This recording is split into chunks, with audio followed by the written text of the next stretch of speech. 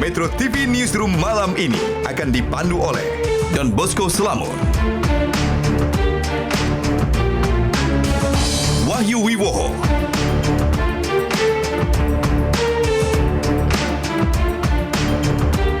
Kania Sutisnawinata,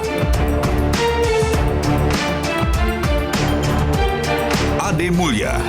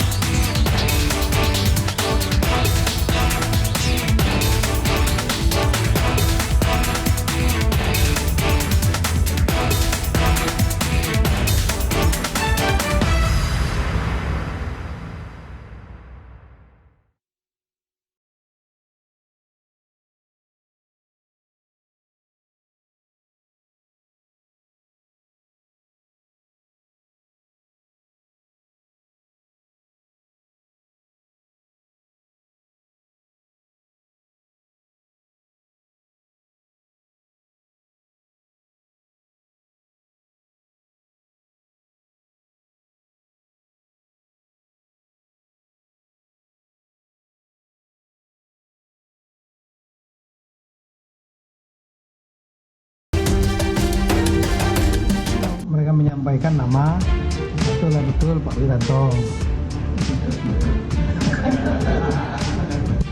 Kedua adalah Pak Luhut dan Komaritim. Yang ketiga itu adalah Pak Kabin. Yang keempat adalah Pak Boris Mere. Nah, yang kelima nih adalah salah satu pimpinan lembaga survei, saya nggak mau sebutkan ya. Yang jelas kami selalu sejak awal begitu ada informasi selalu memberikan pengamanan dan pengawalan kepada yang bersangkutan. Sudah. Dalangnya sudah ketahui, ya. Dari mana, Ya. Pak? Yang nggak bisa nanti ketemu kepolisian aja, ya. Tunggu. Ya, tunggu. Tunggu aja. Jadi kalau rencana pembunuhan pejabat kan sejak dulu selalu ada ya. Dan kita bersyukur bahwa aparat keamanan kita cukup sigap ya. Operasi intelijen, operasi keamanan itu sangat cepat sekali dan sekarang sudah dapat diringkus kan. Tim ya, baik penjual senjatanya, pemasok senjatanya yang merintahkan, kemudian sebagai eksekutornya, ya penadahnya itu sudah ditangkap. Kita tunggu aja pemeriksaan di. Halo, selamat malam. Berjumpa lagi dalam Metro TV Newsroom. Yang Anda saksikan tadi adalah rangkaian peristiwa yang berujung pada kerusuhan 21-22 Mei di depan gedung Bawaslu dan sekitarnya. Ada seruan People Power, unjuk rasa ricuh, dan kemudian dalam 4 hari terakhir TNI Polri menangkap 400 orang lebih sebagai tersangka. Dan terkini Kapolri Tito Karnavian menyebutkan 4 nama tokoh nasional menjadi target yang disasar untuk dibunuh. Nah, ini yang akan kita diskusikan pada malam hari ini. Di sini sudah hadir bersama saya juga rekan-rekan saya. Ini tentunya menjadi tema terhangat untuk minggu ini. Sampai dengan sekarang memang dalang dari kerusuhan atau aksi kerusuhan 21-22 Mei sampai sekarang belum diketahui. Walaupun tadi kita sempat mendengar Wiranto mengatakan bahwa sebenarnya dalangnya itu sudah dikantongi, identitasnya sudah diketahui. Polisi mengatakan bahwa paling tidak dari penyandang dananya, aliran dana yang ditelusuri ke salah satu kelompok yang teridentifikasi menunggangi kerusuhan yang terjadi 21-22 Mei ini sudah dikantongi. Tapi sampai dengan sekarang belum juga diumumkan. Ya. Nah, ya, kita masih mencari-cari ya. masih menjadi misteri. Tapi paling tidak kalau melihat masih mencari-cari. Tapi kemarin saya dan 8 teman lain dari pimpinan media itu bertemu Pak Jokowi. Sebetulnya. Tentu banyak hal yang dibicarakan di situ, tapi masih sebagai background info. Oke. Tetapi salah satu hal yang dibicarakan adalah soal kerusuhan tanggal 21 dan 22 ini. Dalangnya. Termasuk soal dalangnya, termasuk pendananya, termasuk skenarionya. Apakah penyandang dana dan dalang itu sama atau tidak gitu orangnya? Iya, saya mencoba menguping-uping apa yang dikatakan, mengkonfirmasi apa yang dikatakan dalam pertemuan kemarin. Dan ternyata ada beberapa hal yang saya dengar dari aparat hari ini, termasuk apa yang dikatakan oleh Pak Wiranto tadi. Iya. Dalangnya sudah ketemu. Yang paling jelas itu adalah bahwa ini by design. dan desainnya antara kerusuhan 21-22 ini sama dengan kerusuhan tahun 98. Sama. Dan menurut sumber saya itu pelakunya juga mirip-mirip dan itu ada yang sama. Orang yang sama. Orang yang sama. Menurut sumber ini. Aroma kekuatan lama begitu. Jadi ada aroma kekuatan lama. Nah, siapa kekuatan lama itu mestinya cukup jelas untuk publik ya. Karena tahun 98 kita tahu sekuens kemudian proses peradilan militer seperti apa. Bukan peradilan militer, maksud saya proses pemeriksaan untuk kemudian di Dewan Kehormatan Militer seperti apa. Kemudian kita tahu hasilnya. Tetapi apakah persis seperti itu sekarang ini? Belum ada yang bisa memastikan. Tetapi skenario bahwa akan terjadi kerusuhan ini, tempatnya di sini, ada senjata dan lain-lain, itu sudah diketahui seminggu sebelum kejadian. Karena sudah diketahui seminggu sebelum kejadian, maka cara menanganinya pun harus pakai kawat berduri, lalu kemudian pakai beton, sehingga tidak menimbulkan bentrok atau kontak fisik langsung Jadi antara potensi perusuh dan- kerusuhan itu sudah diantisipasi Betul, sudah. sebelumnya. Makanya kali ini lebih baik penanganannya.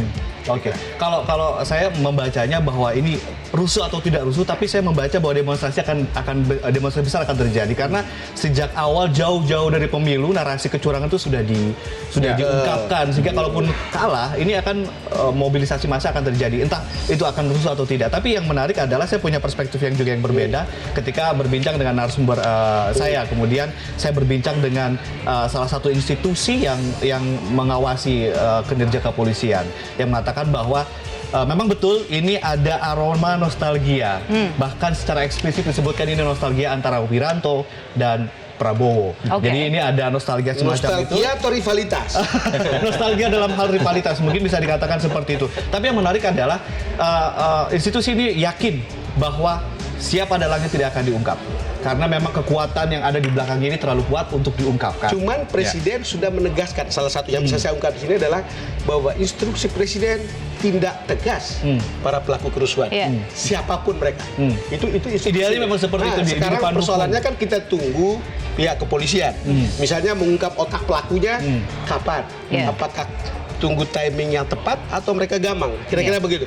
Itu yang ditunggu sekarang. Tapi Pak, kemudian ada institusi ini juga membandingkan antara peristiwa Malari dan Tanjung Priok yang sampai saat ini juga tidak terungkap. Artinya ini sama-sama misteri. sama-sama misteri dan katanya ada kemungkinan ini penyelesaiannya adalah lobby-lobby dan juga bargaining posisi antara dua kekuatan yang terlatih. Ini mungkin debatable begitu ya, Wahyu. Iya. Saya juga masih punya keyakinan, tetapi agak sedikit berbeda lagi. Saya masih punya keyakinan kalau ini sebenarnya tidak berkaitan langsung dengan ada tangan-tangan dari elit-elit tertentu, terutama di kubu 02 terkait apa yang terjadi kemarin. Tapi saya juga punya keyakinan kalau ini terjadi karena memang tadi seperti yang dibilang Ade, karena ini akumulasi dari narasi-narasi yang sudah ini seperti Sudah soal disuntikkan. investasi begitu kan, dari beberapa bulan terakhir ini bahkan sebelum pencoblosan, kalau kita kalah berarti ada kecurangan, dan itulah yang kemudian ada pihak yang masuk penumpang gelap Kalau yang kita menunggang. kalah ada kecurangan, kalau kita menang kita berhasil melawan kecurangan. Nah itu yang bahaya, sehingga kemudian ada yang menafsirkan sampai ada 3 kelompok, bayangkan. Ada yang mendefinisikan bahwa kelompok teroris, tapi saya termasuk yang agak kurang yakin kalau teroris benar-benar teroris itu benar-benar memanfaatkan situasi ini. Teroris itu pintar mencari celah yang agak sedikit tidak terpantau secara ketat. Sementara ini kemarin siaga 1 dan lain sebagainya. Dan yang jelas teroris tidak dibayar Rp300.000. Ya, yang menarik tadi Ade tadi mengatakan bahwa peristiwa-peristiwa ini banyak yang tidak jelas. Karena itu mirip tapi tidak jelas gitu ya. Ada sekarang gagasan untuk membentuk TGPF, tim gabungan pencari fakta. Betul. Dan narasumber saya itu sangat yakin mengatakan jika TGPF ini dibentuk, jelas siapa yang akan yang akan menjadi otak. Antara tahun 98 yang sekarang itu arahnya ke persis tahun 98. Untuk memastikan bahwa dalangnya ini terungkap, karena penting untuk TGPF. diungkap begitu ya. Itu akan kita mengatakan perlu TGPF. terus serukan gitu. Tapi kita harus jeda terlebih dahulu. Kita akan dalami, masih ada satu segmen lagi. Tadi sudah sempat disebutkan bahwa ada 3 kelompok yang menunggangi. Anda mengatakan bahwa Anda tidak terlalu yakin begitu ada unsur terorisme. Yang ketiga gitu. teroris saya agak kurang yakin. Kelompok teroris ini kurang diyakini begitu oleh Wahyu, tapi potensi kerusakannya akan luar biasa sekali begitu kalau memang terjadi aksi Lebih dari terorisme. terorisme. Iya. Dan kita akan mendalami lebih lanjut. Kelompok yang belum kita dalami ini adalah kelompok yang berkaitan dengan penyelundupan senjata ilegal. Itu yang nanti akan kita hadirkan sesaat lagi di Metro TV Newsroom. Kami akan segera kembali sesaat lagi.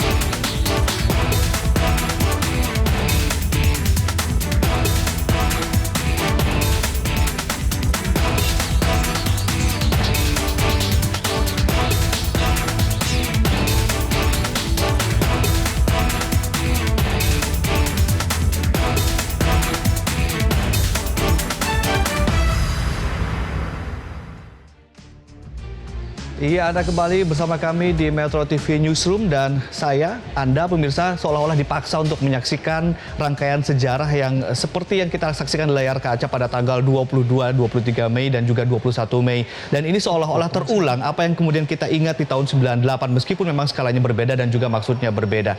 Dan ada sejumlah peristiwa politik yang kemudian satu dengan yang lain mencoba untuk kita sebagai masyarakat biasa untuk merangkai satu dengan yang lain. Karena tentunya peristiwa dan puzzle-puzzle politik ini hanya aktor politik lah yang tahu siapa sebetulnya menjadi dalang, siapa sebetulnya kemudian disasar. Tapi sebagai masyarakat dan juga sebagai jurnalis saya mencoba untuk merangkai puzzle-puzzle itu, peristiwa-peristiwa itu. Yang pertama adalah di Maret 2019 pada tanggal 31 tepatnya di depan gedung KPU Jakarta, seorang Amin Rais, Ketua Dewan Kehormatan PAN, menyatakan kalau nanti terjadi kecurangan kita nggak akan ke MK.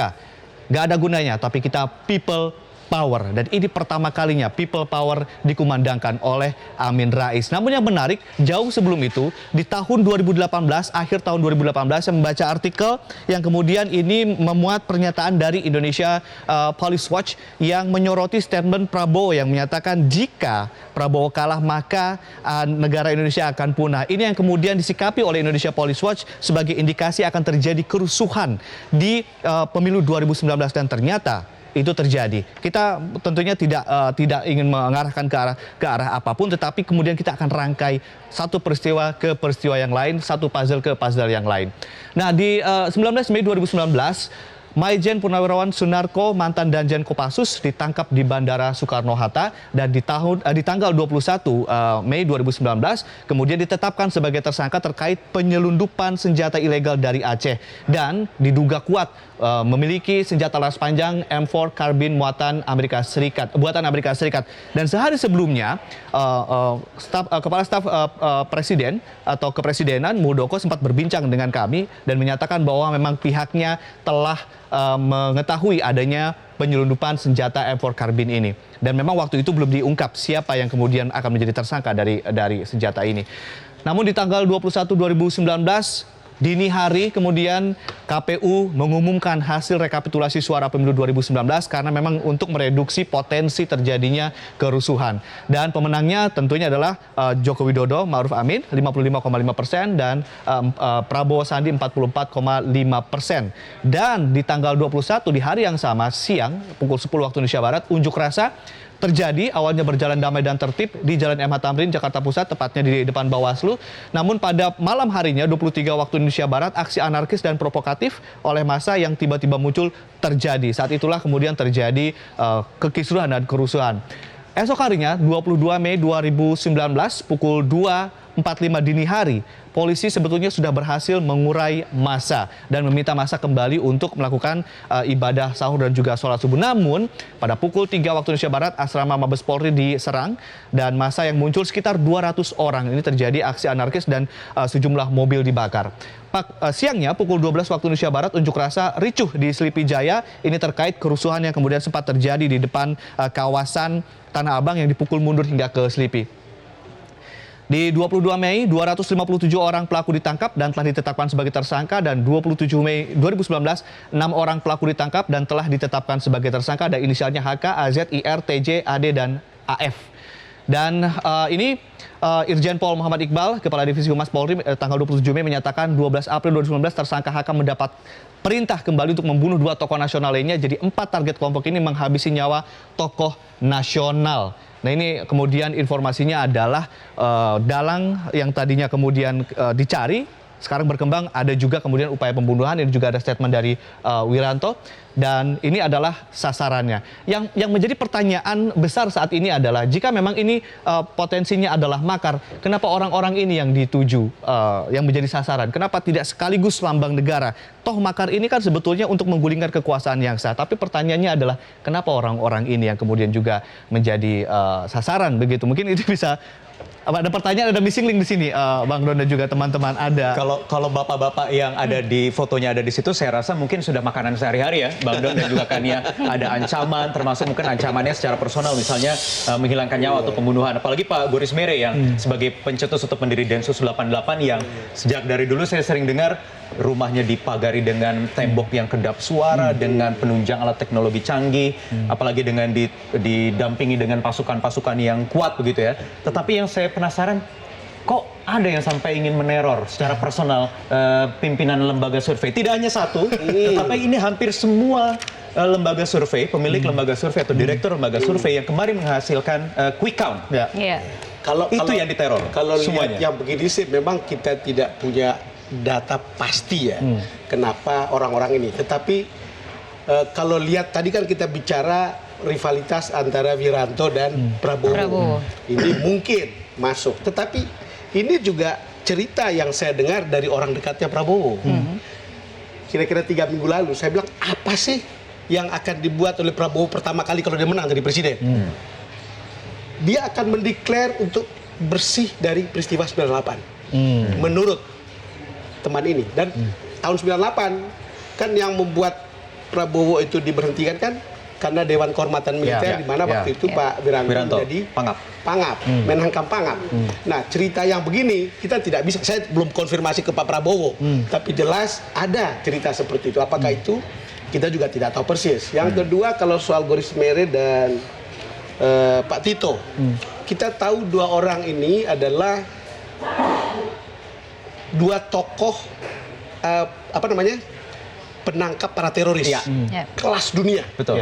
Dan keduanya itu tokoh yang sangat disegani di dunia untuk mengatasi terorisme. Itu diakui.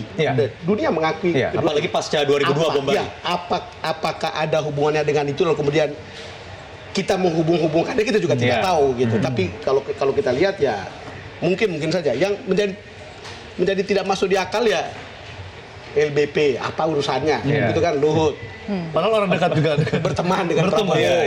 Paling tidak itu pengakuan Pak Luhut kan, makanya Pak Jokowi kan meminta dia untuk diutus untuk ketemu. Paling tidak keempat tokoh ini punya akses yang sangat dekat terhadap presiden, itu mungkin menjadi salah satu faktor juga. Kalau mereka menjadi seksi untuk menjadi kan sasaran. Urusannya kan untuk menimbulkan kaos, social chaotic, lalu kemudian menimbulkan kerusuhan di mana-mana. Yang berkaitan dengan lembaga survei. Kita bertanggung jawab atas untuk Yunarto Wijaya. Karena pada waktu itu data yang keluar ketika quick count itu data yang sebetulnya keliru tempatnya. Kita sudah klarifikasi. Kami yang bikin klarifikasi. Kesalahan. Itu technical. Tidak ada sama sekali mengatakan bahwa data itu yang sebenarnya yang keliru itu. Karena sampai logo dan nama pun juga terbalik. Terbalik. Bukan hanya angka. Itu sebetulnya ya mestinya tidak ada alasan untuk dianggap itu sebagai sesuatu yang luar biasa. Tapi yang mungkin Bang Don ingin bilang, atau mungkin saya juga ingin bilang, bahwa sekarang kok kesannya bukan 0102 tapi perang bintang ya. Artinya ada kekuatan-kekuatan. Karena kan di awal Pak Muldoko sendiri mengatakan ketika sesi wawancara bahwa ada kelompok terlatih yang akan nanti ada di belakang penyelundupan senjata ini. Apakah saya kemudian tanya, apakah ini teroris atau berlatar belakang militer? Kan ini semuanya kan bisa berkelindan satu sama lain. Jadi politik itu bisa saling menunggangi sepanjang kepentingannya sama. Sepanjang bisa bekerja sama karena punya kepentingan. Ada indikasi kudeta militer? Karena kalau lihat secara keseluruhan, seluruh proses kalau tadi seperti yang Ade sampaikan, kan itu memperlihatkan bagaimana sejak awal Pilpres ini didelegitimasi. Betul. Ya. Jadi itu tadi benar ketika dibilang pokoknya kalau kita kalah itu karena curang. Ya.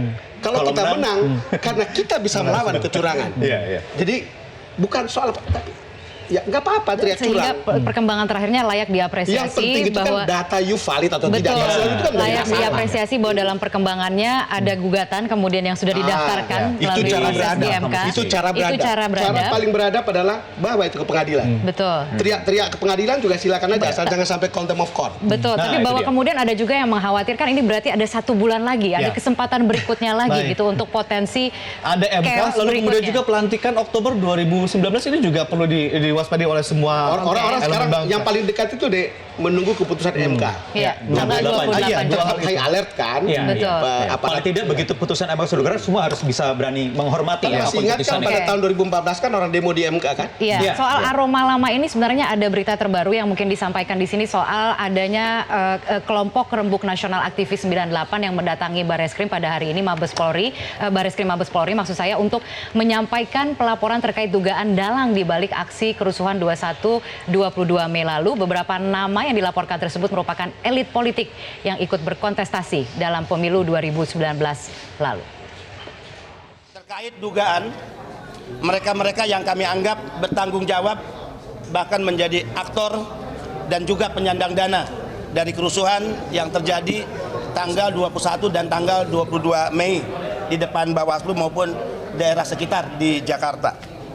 Yang kami laporkan ada 9 nama di dalamnya.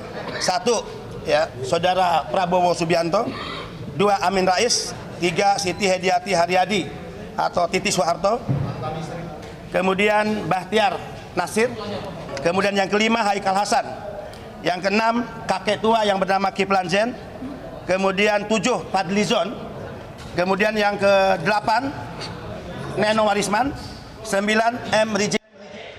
Ya, itu perkembangan terakhirnya begitu ya. Jadi aktivis 98 pun juga sudah ambil suara begitu ya. Ambil Karena suara. memang banyak yang mengaitkan tadi ada memori lama begitu ya Bang ya. Nostalgia. Bahkan saya mencatat ada satu informasi dari teman-teman di Australia dari ASPI gitu ya. Lembaga think tank terkenal di sana yang bahkan sudah gamblang. Kalau tadi ada yang mengatakan apakah ini ada perang bintang gitu. Kalau di ASPI bahkan lebih gamblang itu menyebut ada komplotan jenderal tua. Jenderal tua. Itu Bahasa disebut Inggrisnya gimana? Cabal of Old Indonesian Military Officers. Itu yang disebut oleh lembaga think tank di Australia yang mengait-ngaitkan apakah memang mereka yang bermain di balik kerusuhan kemarin, tetapi ada satu ketidakpercayaan juga dengan orang-orang yang ada di lapangan.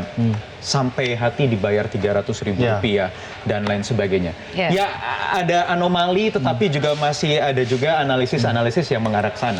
Artinya sudah keluar begitu analisis seperti itu. Tapi saya kemudian ingin mengomentari tadi pernyataan-pernyataan dari aktivis 98, ada kemudian dari Indonesia Police Watch.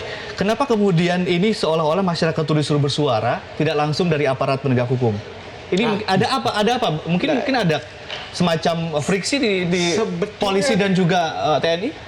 Menurut saya sih, ini saya bicara sedikit analis ya. Menurut saya, demokrasi kita itu sudah sangat bagus berjalan ketika Pilpres kemarin. Dan untuk rakyat di bawah dan rakyat pada umumnya itu sudah selesai. Ya. Mereka sudah Betul. kembali Ya. kerja. Betul. Mereka sudah kembali berdamai, mereka sudah kembali saling bicara. Itu betul-betul sudah selesai. Ya. Tetapi yang begini ini masih berjalan. Kan Belum selesai pertanyaannya mereka. adalah, ya demokrasi itu tidak sama dengan yuk melakukan rebellion atau melakukan tindakan makar atau kriminal atau whatever. Itu dua hal yang sangat berbeda. Iya. Kita capek menjalankan demokrasi kemarin tapi juga senang hati. Kan saya udah bilang di sini waktu itu, semua orang ketika Pilpres kemarin punya alasan untuk datang ke TPS.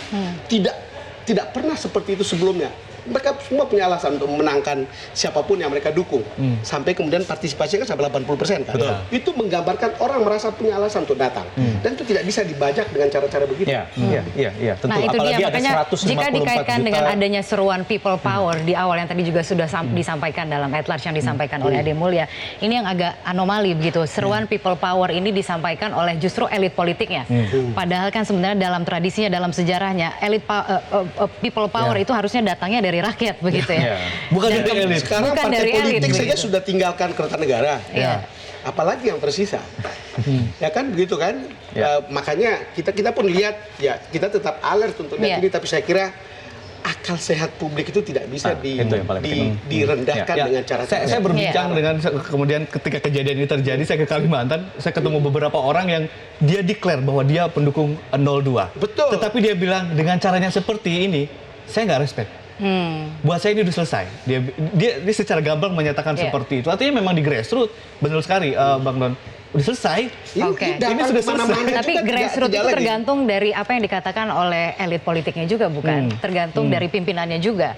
Mereka itu akan tergantung dari apa arahan atau apa yang disuarakan oleh pemimpinnya, gitu. Elit politiknya ini. Ketika kemudian elit politiknya masih berseteru, apakah grassroots ini kemudian bisa dengan sendirinya rekonsiliasi? Padahal rekonsiliasi itu harusnya dimulai dari elit politiknya dulu, dari atas dulu. Ya, kalau kita lihat ya, kita harus pisahkan. Sebetulnya ada segelintir atau sekelompok orang yang menunggangi Pilpres ini. Apakah mereka yang namanya garis yang disebut oleh kepolisian itu, lalu kemudian ada jenderal-jenderal tua tadi, kemudian ada partai politik, bisa gitu, atau ada kekuatan-kekuatan lama yang disebut kekuatan tanda kutip Orde Baru yang mungkin ingin menunggang di sini, tapi itu kan sebuah kelompok yang sebetulnya tidak sebegitu besar. Ada yang mengatakan seolah-olah Prabowo itu didukung oleh kelompok Islam radikal. Ya enggak, bahwa ada, tetapi banyak orang Islam atau kaum Muslim itu yang mendukung Prabowo karena memang itu pilihan yang genuine. Jadi bisa bicara Jawa Barat banyak yang memilih Prabowo karena memang genuine sesuai dengan karakter yang mereka inginkan. Itu tidak ada hubungannya dengan orang radikal atau tidak. Maka tidak bisa disamaratakan. Tetapi segelintir orang ini kan minoritas vokal dan juga militan, makanya kemudian seolah-olah mempengaruhi semuanya. Baik, ini kemudian endingnya pasti akan tergantung pada Prabowo itu sendiri, begitu Bang Doni ya. Tapi kan berita kita tahu bahwa Pak Prabowo sekarang sedang ke luar negeri. Menko memuat setelah dari Dubai katanya pesawat ke Austria. Tapi kalau saya kemudian merangkai puzzle lagi, ada artikel di Times tahun 99 Bang Don, 24 Mei tahun 99, judul artikelnya The Family Firm, dikatakan bahwa setelah 4 bulan investigasi 11 negara, ada 9 miliar dolar uang Soeharto ditransfer dari Switzerland ke sebuah bank di Austria. Ini kemudian masyarakat mulai kasak kusuk nih, ada apa nih? Ini ada apa nih? What next gitu dari Prabowo ini? Itu tidak ada yang pasti ya, tetapi kalau cara manuver begini bisa menimbulkan, bisa mengirim sinyal tertentu. Banyak praduga yang kemudian sinyal muncul tertentu kepada publik. Mungkin masih punya uang banyak, ya kami bisa ikut. Mungkin ya, ini kan hanya dan yang paling menjadi tanda tanya adalah ada 4 warga negara asing yang ikut dalam 2 warga negara Rusia, 1 warga negara Jerman, dan 1 warga negara Oke, baik, kita Amerika tinggalkan Serikat. dulu. Yang kabarnya ada kaitannya dengan parlemen di Rusia walaupun sudah dibantah oleh kedutaan besar Rusia di Indonesia. Jadi Kita tidak tahu apa yang begitu banyak simpul misteri begitu yang memang masih harus diungkapkan, termasuk dalang kerusuhan ini yang kita tuntut terus begitu ya, agar dalang kerusuhan ini segera bisa diungkap oleh. Diungkap bahkannya Bang Don. Itu kalau narasumber saya itu bilang harus. Itu kalau ada TGPF jelas pasti, itu siapa. Itu pasti akan terungkap dengan sendirinya. Baik, tadi kita sudah sempat menyentuh soal MK, gugatan di MK yang sudah didaftarkan. Yang kita ketahui minggu lalu Prabowo Sandi memang secara resmi sudah mendaftarkan gugatan sengketa Pilpres di MK dan jelang batas akhir pendaftaran juga, begitu ya pada waktu dilakukan. Nah, kemudian tim kuasa hukum Prabowo Sandi mendalilkan kecurangan Pilpres tahun ini sebagai kecurangan kualitatif. Ini yang akan kita bahas sesaat lagi, apa sebenarnya yang dimaksudkan dengan kecurangan kualitatif. Metro TV, Newsroom Metro TV akan segera kembali sesaat lagi. Kantor saya itu bersampingan dengan Bawaslu. Jadi saya lihat semua peristiwa dari kaca kantor saya itu apa yang terjadi di bawah. Dan memang saya ingin sampaikan karena namanya anggota saya, staf saya ada iseng juga turun ke lapangan pagi-pagi. Memang demonstran itu banyak sekali yang dibayar antara 200, 300 sampai 400 ribu per orang. Jadi tidak murni semua demonstran.